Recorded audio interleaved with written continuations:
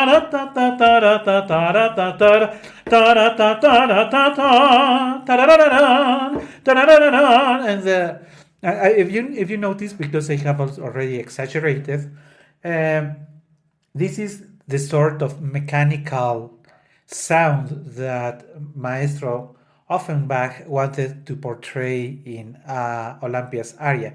Of course, if you have been lucky to attend it, you may know that by the end, with a high note by the soprano, everybody claps so appreciates the charming interpretation of the soprano.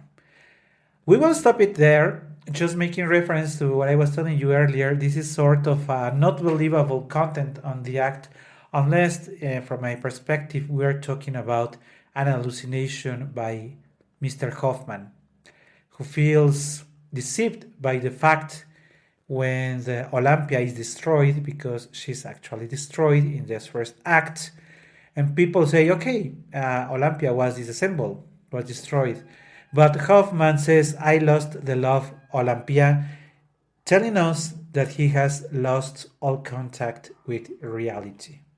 Moving now to the next act, I must mention something. Not only these are three loves, but these are three different types of people, of women he falls in love with. We have heard in the voice of Katia about La Poupette Mécanique, the doll Olympia.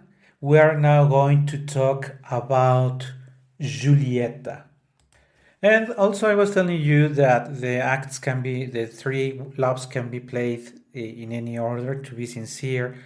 But also, we need to mention that there are differences in the content of each of the acts. Not to refer to any version especially, but talking about the act of Giulietta. What do we know about Giulietta? First, that Giulietta is maybe I should before I jump to that, I think I am forgetting something that is very important. The three qualities of the voice of the soprano, or the three loves that are Olympia, as you could hear or as you know already, a soprano with great coloratura to portray La Poupette Mécanique. We have Giulietta, that tends to be more a mezzo voice, and we are going to have Antonia. We will talk about her voice a little later when we reach that act. But we have three different tesituras. So this opera is usually sung by three different sopranos. But there is people like me that I have been fortunate of seeing this opera played or being sung by the same soprano singing the three acts, which is absolutely difficult because La Poupette or Olympia can be sung for sopranos like Joan Sutherland. She can sing, of course, the other two, but the qualities of her voice do not make it that believable. And I was just mentioning that I have been fortunate to have having seen sung on stage by one soprano. So it is a prowess, it is heroic being able to sing three very different tesituras. And this was in Mexico City, if you allow me, very recent presentation in 2021. It was Leticia Vitelaru, the soprano who managed to sing the three roles, and I would like to say that she did it very, very well.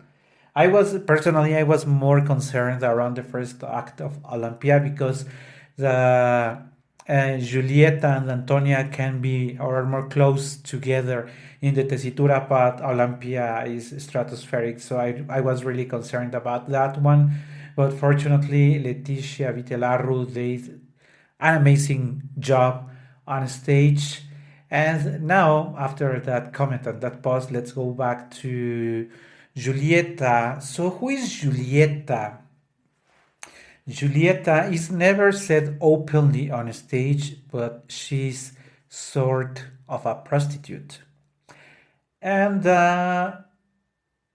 The most well known melody of this act is, by the way, not really composed by Offenbach.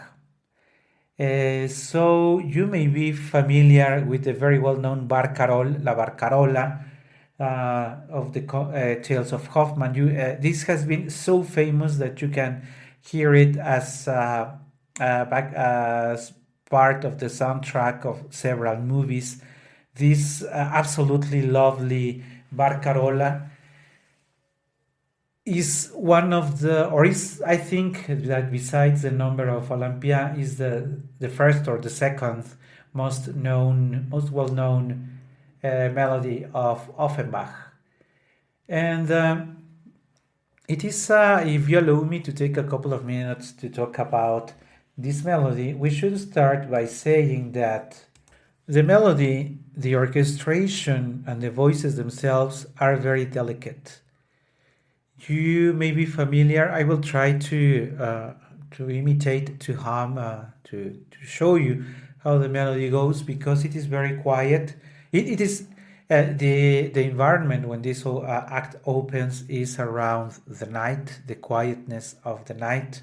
It is usually portrayed as some sort of a place where there is actually an orgy going on. This act is very sexualized, if you allow me, and with that representation of the sexual intercourse, the opera theaters have some of them being very discreet, some of them have been very open. I tend to recall that act in the Opera of Bellas Artes that I saw 2 years ago, and it was a little too much for some people. But if we are sincere, that is what Offenbach actually portrayed there, or wanted to be the environment of that Julieta's act, the prostitute. Going back to La Barcarola, the melody starts with a very low tan taran taran tan tan tan tan tan taran tan tan, and there is this very extraordinary way in which the two voices are mixed together. This is a duet by two female voices. The role that I was telling you before, Niklaus, the friend that will be throughout the whole opera along with Hoffmann, Niklaus, the travestito role, a mezzo, and Giulietta, the two of their voices will be mixed together to sing Belle nuit, la nuit d'amour, souriant cyprès, nuit plus douce que les jours, oh belle nuit d'amour. Le temps fuit et sans retour, emporte nos tendresses, loin de cet heureux séjour, le temps fuit sans retour. At this point in the melody, the first part that is sung by Niklaus himself until the phrase "Oh belle nuit d'amour."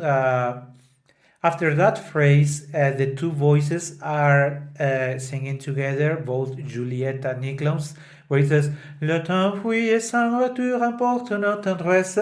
I would invite you to not to pay too much attention to the words, because I don't want to say that they are not important, but what is really great about it is the intimacy, the perfect match of the two female voices and the orchestra. No excesses are allowed by any of the voices, because too much excess of this and everything is ruined. So the two voices need to make a great effort in their musicality, in how they attack the notes, in how they attack those pianissimi for this to sound also so perfect. Of course, there is a number of cases where the two voices have not worked that way, and since starting at this point, the two of the voices are singing different melodies. Our ears, our musical preference tends to follow only one of those. melodies. Se fit s'embrasser, verser nos vos caresses, se fit s'embrasser, donnez vos baisers.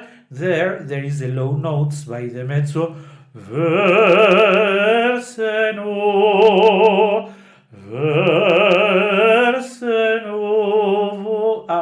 where he says verse no.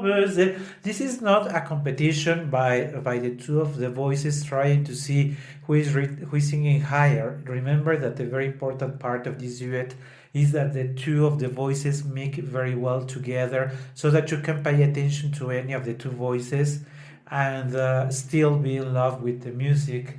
See, verse, verse, novo verse, vo verse.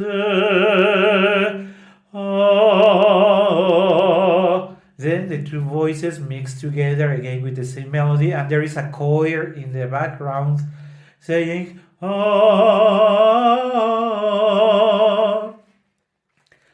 Belle nuit d'amour souriant civres, nuit plus douce que le jour, oh belle nuit d'amour, belle nuit d'amour, souriant civres.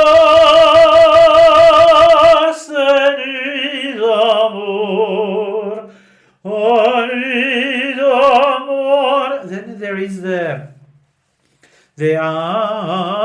that are sung by the two voices are intercalated, so one goes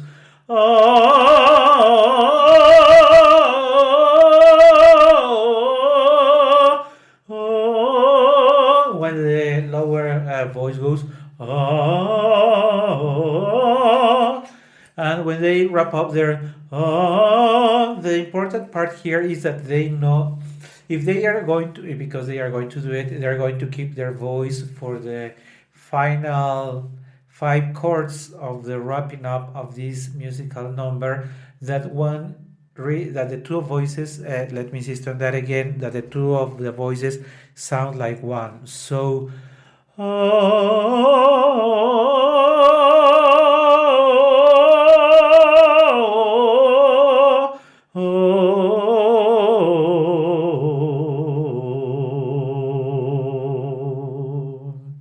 if the two of the voices end up together, this is just absolute beauty. You may recall this duet being sung by Marilyn Horne and Montserrat Caballé, for instance, that with the absolutely beautiful voice of Caballé and the great empathy that she had with Marilyn Horne, they used to sing this so amazingly well.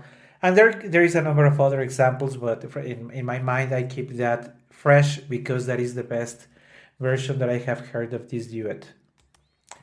And I would like to just add a few more words to the act of Giulietta, the prostitute Hoffman falls in love with, and that his enemy, remember that I was telling you at the beginning that there are 3 incarnations of the enemy of Hoffman in the voice of a bass.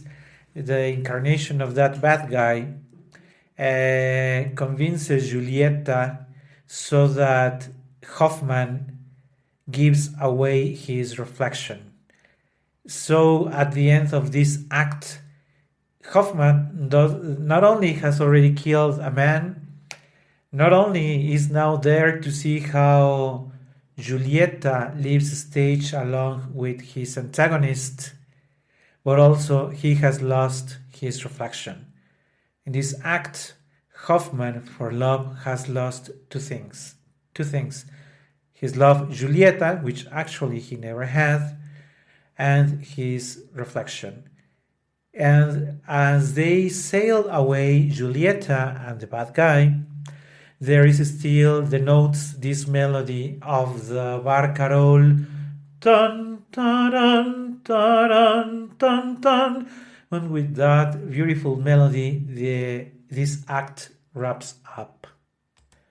We are now in the act of Antonia. Antonia, another love of Hoffman, which in our program is the last love he will be describing. Antonia, a very young woman, a very sensitive woman who likes to sing, but who is so very sick, the same way her mother was sick, that if she continues to sing, she will die. So she's usually alone, she's usually sick, she has very few moments of happiness in her life. And along with it, Hoffman gave us away one of the most beautiful melodies. I see it now as one of the most beautiful melodies. I have to be sincere with you. That in the past I really didn't like this aria. This was too slow and I never really liked it in the past. But there was one day that I opened the score and I started following the voice along with the score, and I fell in love with it. The aria is Elle a fui la tourterelle, which is usually translated as the dove that has flown away. Elle a fui la tourterelle, elle a fui loin de toi, mais elle est toujours fidèle, et égale sa foi, mon bien-aimé, maman t'appelle, oui, tout mon cœur est à toi, tout mon cœur est à toi.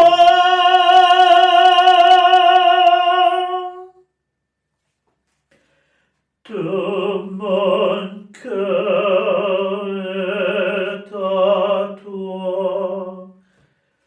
Elle a fui la tourterelle,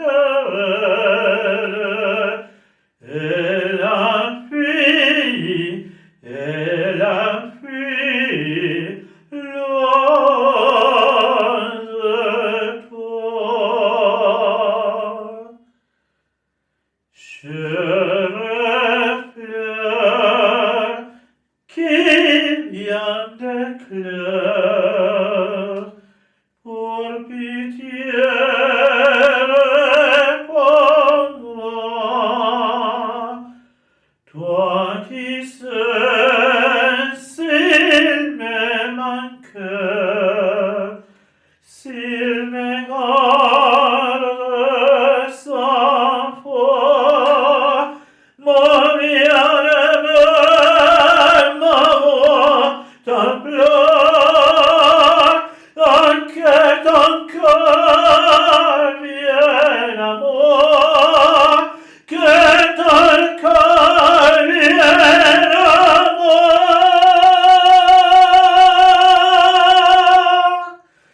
que ton cœur vienne à moi. Elle a fui la tourterelle,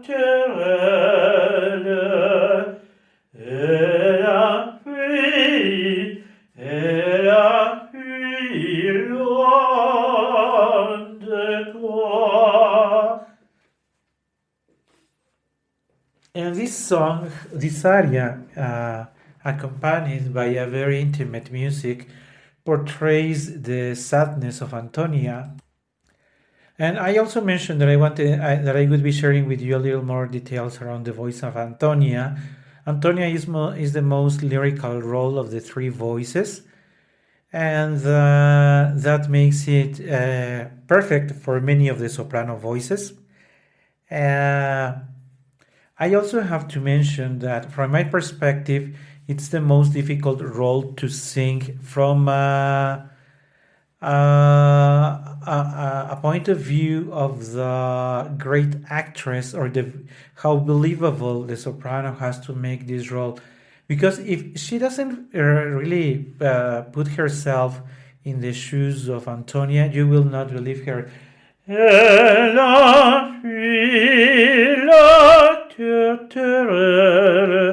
If it is sung just as anything, you will never pay attention to the great sadness that Antonia has.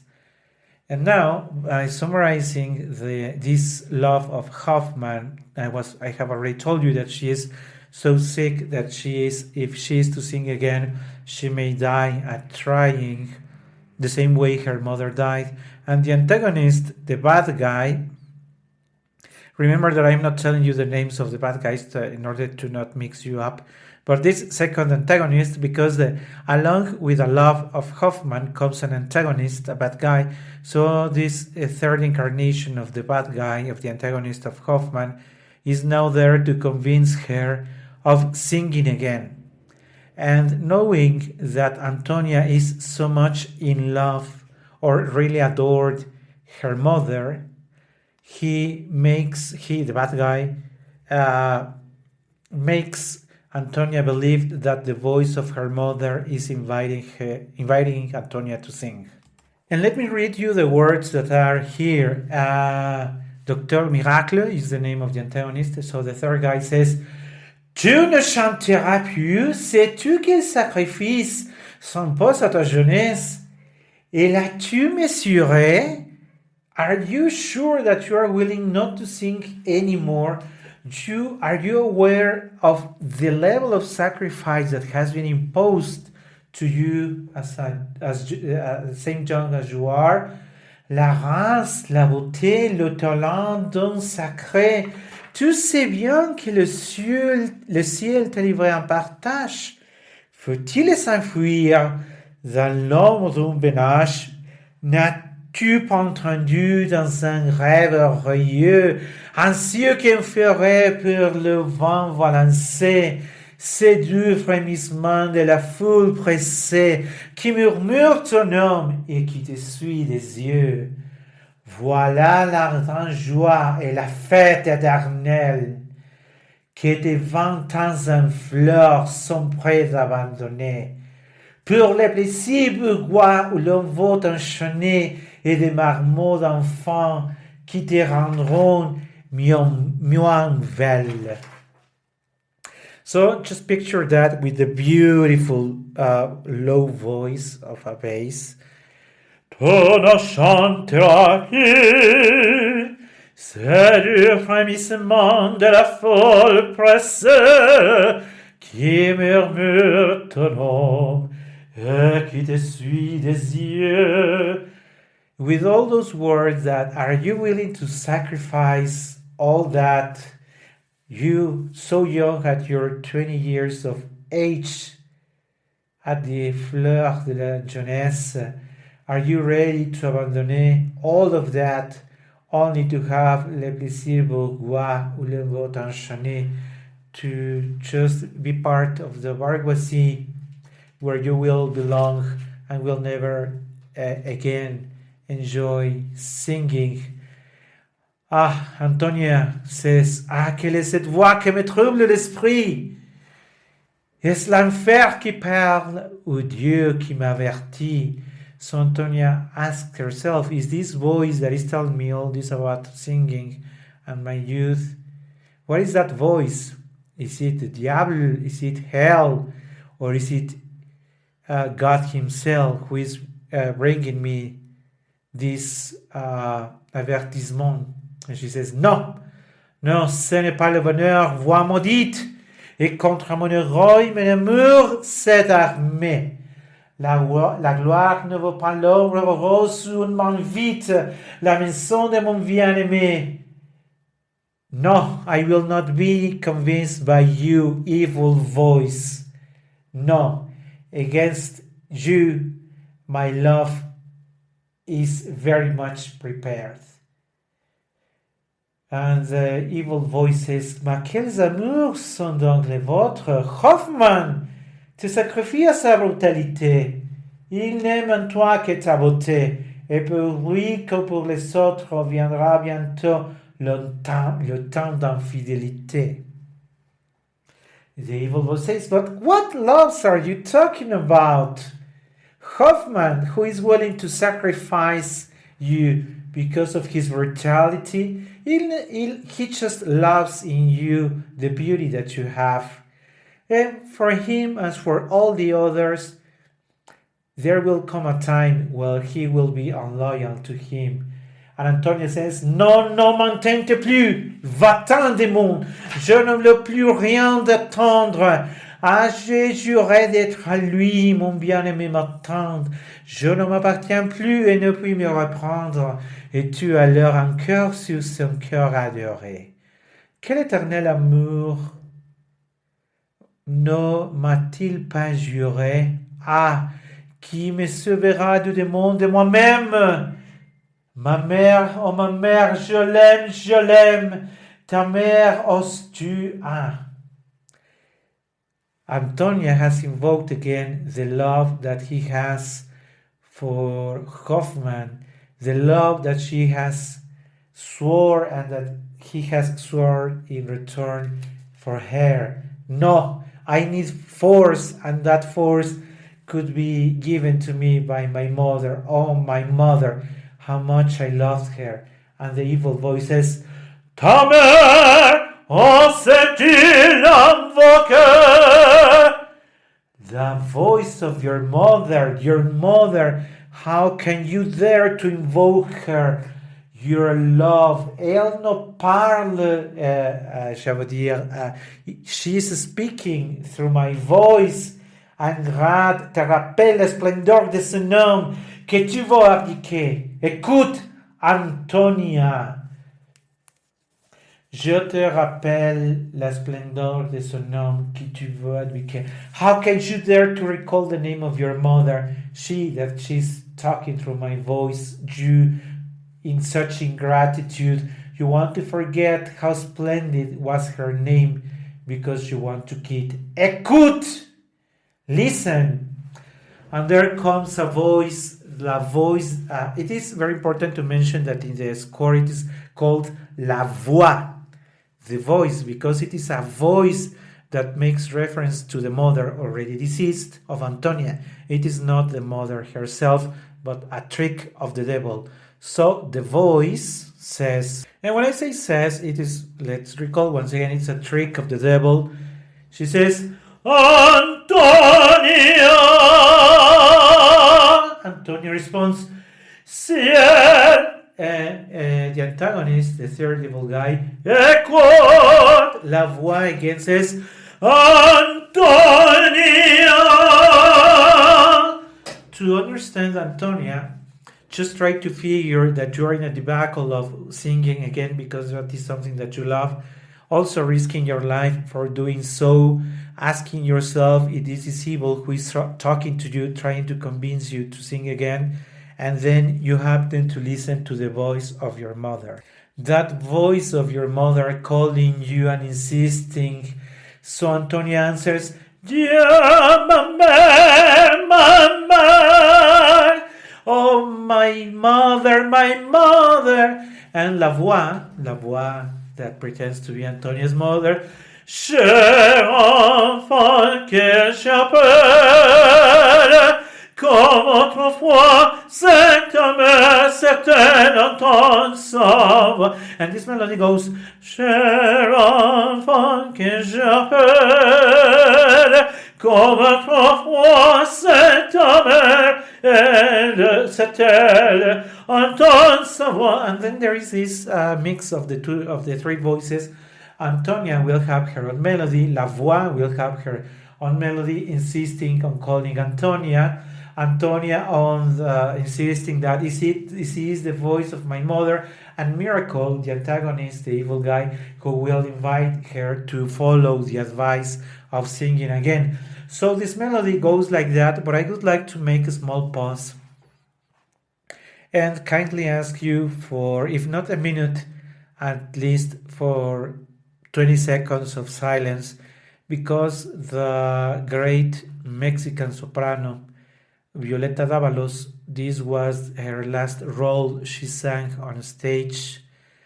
She deceased a few months later of a medical complication. So Violeta Dávalos left us and left the art.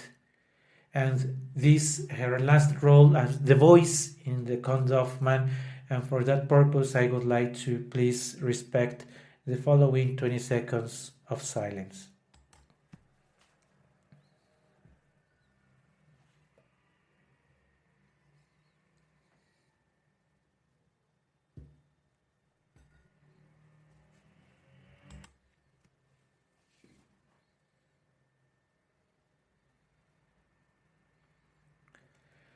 And so, in loving memory of Violeta Dávalos, we can continue recalling this was her last role as the voice in Hoffman Tales.